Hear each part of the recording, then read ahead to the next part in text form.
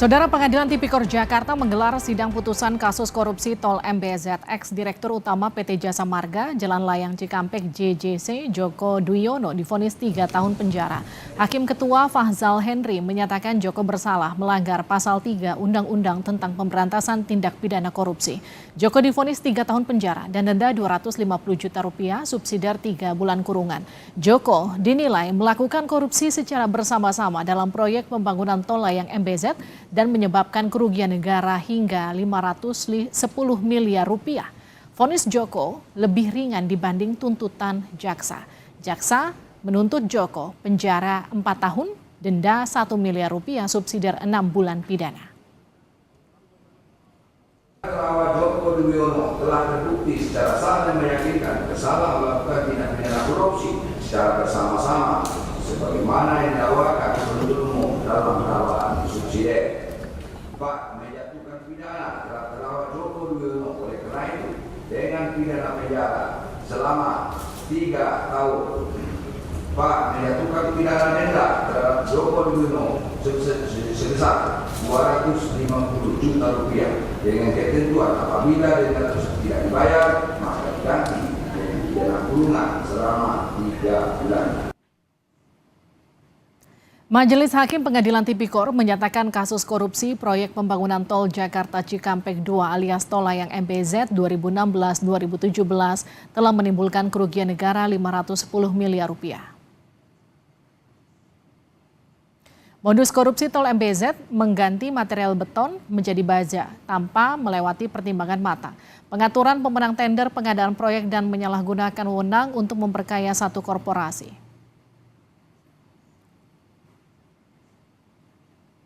4 terdakwa ditetapkan dalam kasus ini, ex-dirut PT Jasa Marga Jalan Layang Cikampek 2016-2020 Joko Dwiono. Joko divonis 3 tahun penjara dan denda Rp250 juta subsidiar 3 bulan kurungan.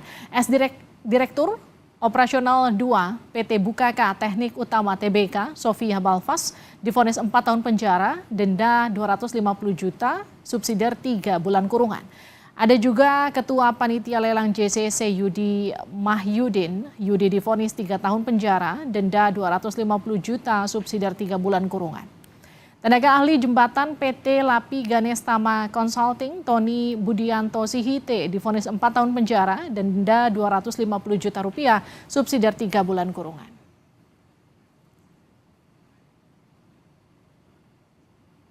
Sebelumnya modus kasus korupsi Tol MBZ disampaikan jaksa dalam sidang tuntutan 10 Juli lalu. Terdakwa melakukan penggantian material beton jadi baja tanpa lewat pertimbangan matang. Terdakwa Joko Dwiono bersama-sama saksi Yudi Mahyudin dan saksi Tony Budianto Sihite dan pihak PSO Waskita Aset dengan cara menyetujui perubahan mutu beton K500 yang disyaratkan dalam dokumen spesifikasi khusus dengan kuat tekan FC 1,5 MPa menjadi nilai mutu beton FC 35 MPa dan seterusnya yang mengakibatkan ketidaknyamanan pengguna jalan tol. 6. Terdakwa Joko Dwiono tidak melaksanakan evaluasi dan pengendalian terhadap kegiatan pembangunan jalan tol Jakarta Cikampek 2 sehingga hasil pekerjaan tidak dapat dimanfaatkan sesuai dengan feasibility atau studi kelayakan dan perkiraan desain yang sudah ditetapkan. Keempat terdakwa korupsi Tol MBZ divonis masing-masing 4 tahun dan 3 tahun penjara. Hakim menyebut modus korupsi Tol MBZ mengurangi mutu beton. Apa dampak bagi pengguna jalan? Kita akan sapa Dedi Herlambang, Koordinator Indonesia Toll Road Watch. Selamat malam, Pak Dedi. Ya, selamat malam. Kami juga sudah berusaha untuk menghubungi perwakilan dari Kementerian PUPR, namun masih belum ada yang bisa merespon dan juga ikut bergabung. Dan juga kita mencoba untuk menghubungi BPJD untuk pengawas jalan tol, tapi juga belum bisa bergabung. Pak Dedi, jadi pertanyaan pertama saya gini, dari vonis sudah terjadi, tapi kan ada fakta yang terbuka bahwa ada pengurangan mutu dari beton di Tol MBZ ini. Kalau Anda melihatnya, bagaimana vonis ini? Ya, baik, begini. Sebelumnya kita harus pahami juga bahwa Tol MBZ ini kan memang apa namanya, untuk penggunaannya juga terbatas ya. Jadi terbatas. Jadi maksudnya terbatas itu karena tidak semua jenis kendaraan bermotor itu melalui MBZ tersebut. Jadi yang bisa melalui elevated toll MBZ itu adalah kendaraan yang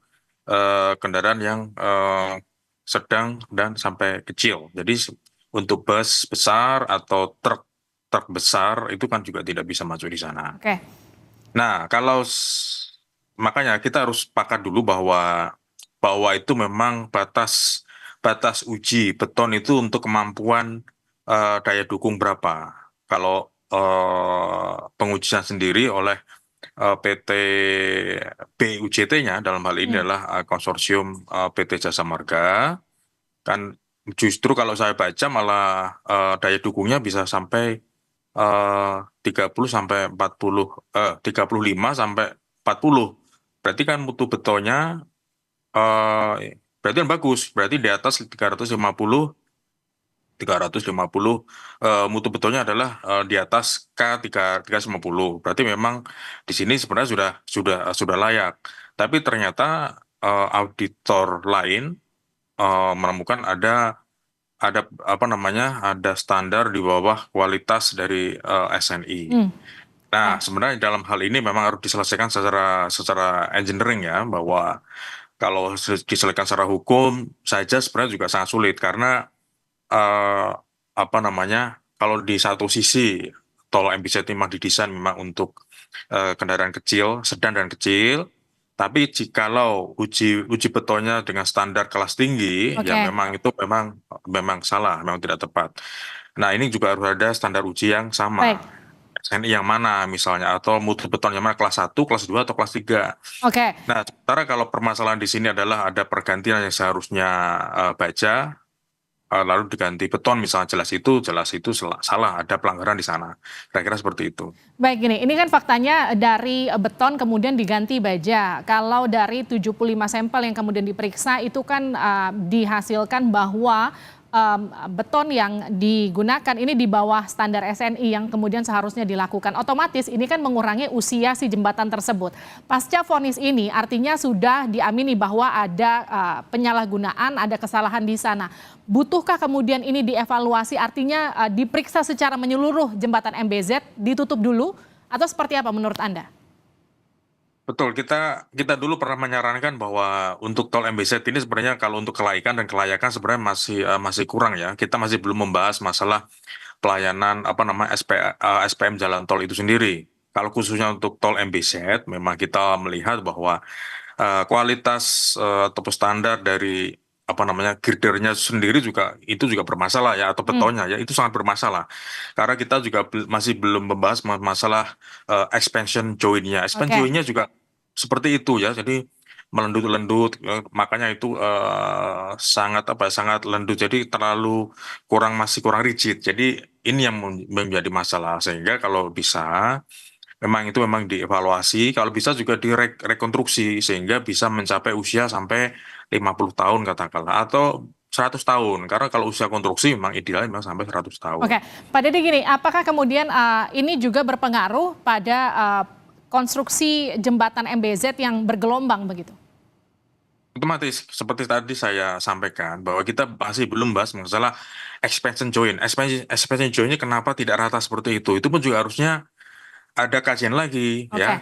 Di samping kita menguji masalah kualitas beton, kita juga tentunya juga perlu menguji expansion jointnya kok bisa seperti itu, bisa melendut-lendut gitu kan. Jadi kita takut bahwa kalau itu terlalu melendut, terlalu apa lentur elastis begitu? misalnya, Mhm.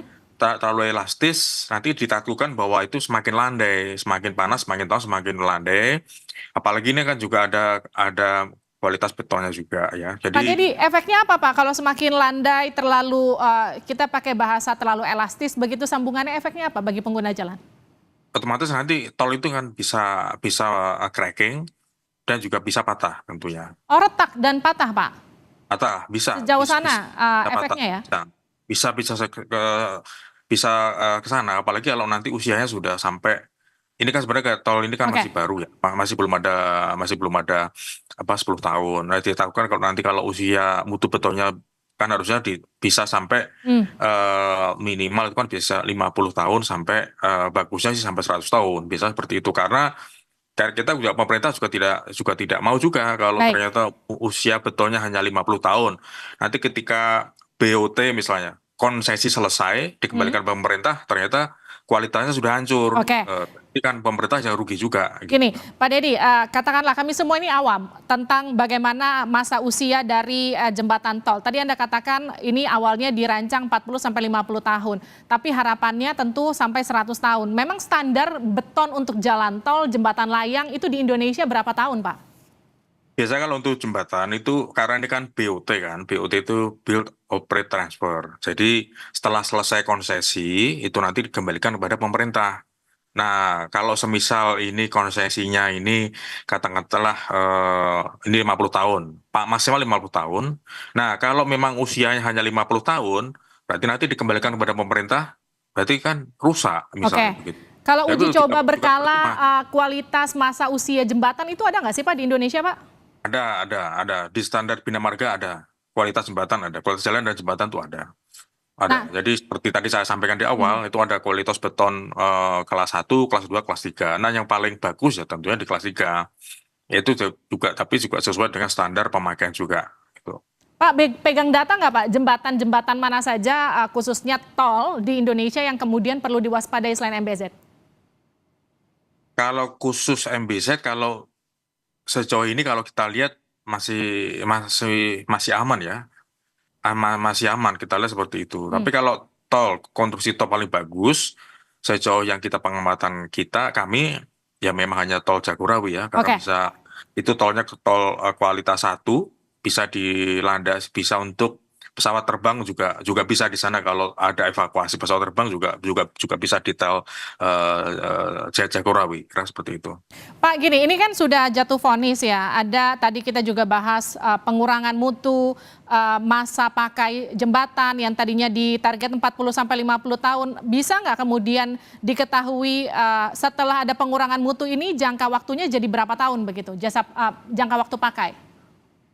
Nah, biasanya kalau kita juga harus kita ketahui juga, jadi pengurangan mutunya tuh sampai berapa persen. Hmm. Nah, kalau ternyata memang mayoritas itu banyak dikurangi atau banyak disunat istilahnya, banyak disunat kualitasnya, ya mungkin ya juga mungkin hanya Ya. di bawah 30 tahun gitu kan. Tapi kalau hanya sedikit saja misalnya, ya itu mungkin usianya bisa di atas 30 tahun, karena seperti itu. Nah, gini Pak Tapi Didi. kalau tadi katakanlah di bawah 30 tekanannya di bawah MIU 30, itu kan memang kualitasnya kurang. Tapi kalau hanya untuk kalau untuk mobil-mobil kecil standar sedan misalnya atau MPV ke bawah itu bisa. Tapi karena kita ini kan ada istilahnya kita secara klimatologis kita juga terganggu juga adanya alam ya, alam mungkin bisa panas, bisa hujan. Nah, itu yang kemudian ini yang di luar prediksi kemampuan beban jalan tol itu sendiri, kemampuan jalan layang itu sendiri gitu. Pak, tadi kita sempat bahas di awal, perlu ditutup, dikaji, dievaluasi ulang, dihitung berapa waktu masa pakai yang tersisa setelah dikorupsi begitu. Itu kan kemudian harus dikaji ulang ya Pak. Kan otomatis ketika tidak sesuai target artinya nggak mungkin sampai 40 sampai 50 tahun sesuai dengan target awal dan standar awal. Yang jadi pertanyaan saya gini, memang katakanlah anggarannya sangat besar untuk kemudian perbaikan 36 kilo. Apa yang kemudian harus dievaluasi pertama, Pak?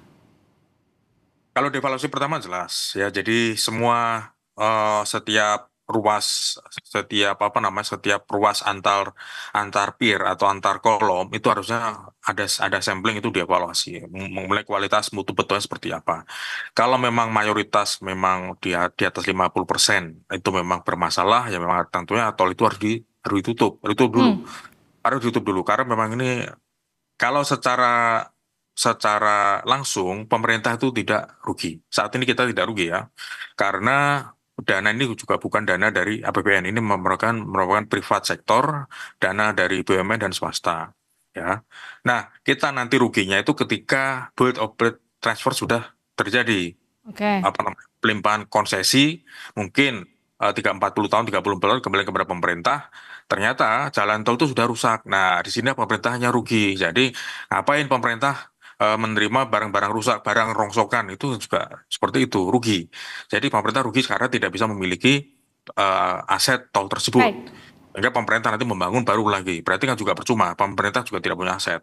Pak Dedi, kalau kita ingat kan ada beberapa kasus di tol MBZ beberapa waktu lalu itu terkait dengan sambungan besi, sambungan jalan MBZ yang kemudian menyebabkan beberapa kendaraan pecah ban cukup banyak saat itu sampai kemudian marak di pemberitaan. Yang jadi pertanyaan, ini ada hubungannya nggak Pak dengan kasus korupsi ini Pak?